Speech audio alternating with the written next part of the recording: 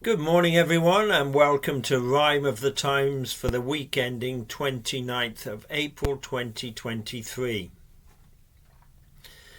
Abbott has to pay for what she has to say. Biden plans to stay. Brits get away from the Sudanese fray. Sharp has had his day. Jerry Springer has passed away. On Sunday, Starmer had Abbott suspended. The former Shadow Home Secretary had offended the Jewish community with a newspaper letter that, on reflection, she could have written better. In it she expressed what many had construed to be distinctly anti-Semitic views. Many thought she had been plain daft, as she claimed she'd accidentally sent the wrong draft. I guess it turned out to be a draft excluder, as Keir used it as a reason to exclude her. She seemed to say anti-Semitism's not the same as the racism black people face time and again. White people face prejudice from points of difference. That's not as bad as racism, was the inference. Jews, the Irish, traveller people, even redheads, don't suffer racism all of their lives, she said. Much of the Jewish community was stunned. Abbott said sorry, but the damage was done. Many others agreed with the Labour Party. There cannot be some kind of victim hierarchy. Racism or prejudice? Who cares? Hate is hate. At least Diane's blunder opened up the debate. From an abbot to a bishop, and in the Lords, the Bishop of Durham struck political chords. Our country's moral duty would be abdicated with the illegal migration bill, Bishop Butler stated. In the US for weeks the news had been coming. Joe Biden was again to be in the running. And on Tuesday, in a 3-minute video, he formally made the announcement. Here we go. With slick presentation and no hesitancy, he said he set his sights on the 24 presidency. If he wins, he'll leave office at 86. Stand by President Harris, say many cynics. While the UK's spring has been full of cold and rain, they had the hottest April day ever in Spain.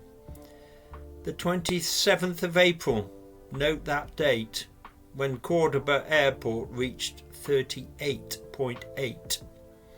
Meanwhile, East Africa is in the jaws of its most serious drought since 1984. Very little rain for 6 consecutive years has left aid agencies with growing fears. And according to the British Red Cross, a catastrophic number of lives could be lost. From natural disaster to man-made disaster, when it comes to killing humans, we know who's the master.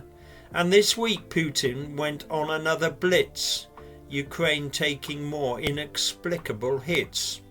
Throughout the country, across towns, across cities, more violence and unprovoked atrocities. Back to East Africa, where another war goes on, but it seems most foreigners have now gone. Britain's Foreign Secretary James Cleverly, who had initially been criticised heavily, seemed to finally get his ducks in a row after the evacuation of Brits had started off slow. And now we learn the Wagner rent-a-kill mob have found in Sudan another bloody job. Putin's thugs and convicts on tour again to pillage and prolong war, just as in Ukraine. Meanwhile, Braverman stated there was no plan to provide safe and legal routes out of Sudan. What the Home Secretary was trying to say, Britain won't take in Sudanese who are running away. Political rhetoric to show she's acting strong towards the scared and vulnerable who've done no wrong. She knows if she makes these hardline headlines, she's not crossing any Tory red lines. She's actually blowing a populist dog whistle with this topic that's as prickly as a thistle. And when it comes to the thoughts of British folk, let's wake up to the fact that many aren't woke. For months it was like a slow puncture hissing, claims against Richard Sharp that he kept dismissing. But on Thursday the result of an investigation found the BBC chair guilty of obfuscation.